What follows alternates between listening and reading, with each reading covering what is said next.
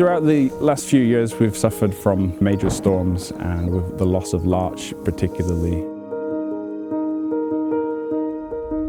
We've had to create artificial homes for squirrels, also known as drays. Squirrels build drays in the trees. They are much like a bird's nest, but it looks a bit more like a football. And we'll try and identify some today. And what they use is dry leaves. They do use green waxy leaves, lots and lots of moss, and the moss is a good sign that it's a breeding dray, a nursery for young kits. So we're going to fill this box up, probably about halfway up, full of moss. And what I want to see is that it looks really, really comfortable. I was saying, think Silent Night, think Emma mattresses, think what you will. I don't know what you all use. Table. But when you get back home tonight after your long day in the woods and you kick back, I want you to think that the squirrels are doing the same thing. I mean, red squirrel, they're very, very famous. I think everyone's heard of squirrel nutkin, but everybody also is quite aware of the decline of red squirrel, whether it's through deforestation or the pressure from invasive species. They're beautiful, beautiful little creatures, and they do play a very important part in the woodlands, whether it's planting trees themselves by caching food.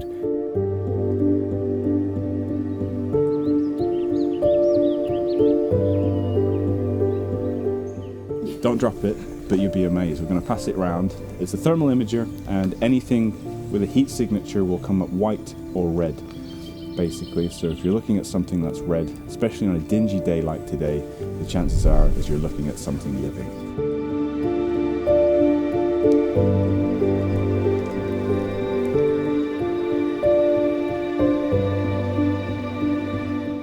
Larch is a tree that comes from the northern hemisphere.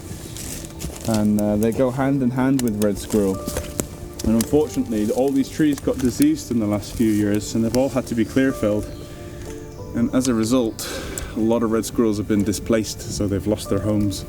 So that's another reason why these are so important. Next one. So, who's got a box? We got another box? The work we've taken on over the last sort of 15 months wouldn't have been made possible without donations from the likes of the Cumberland Building Society. We find it very, very difficult to raise funds for the likes of red squirrel, and it's quite a costly job actually. It probably costs the excess of about 50 grand a year to employ a full-time ranger with equipment and such. So the funding that you guys have given us has really given us a boost to be able to get boots on the ground, get the equipment into the woods, whether it's trail cameras or nest boxes.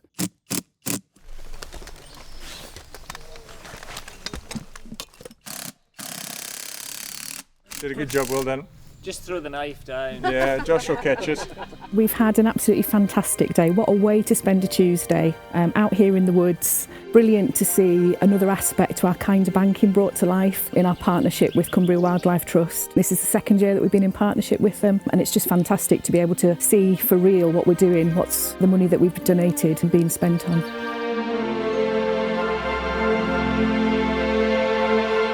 We've been working with Josh, the red squirrel ranger, and his passion and enthusiasm is just wonderful. And to think that in weeks, possibly years to come, we can come back to these woodlands and walk around and see the nest boxes that we've put up. And that's been funded by the Cumberland is just fantastic.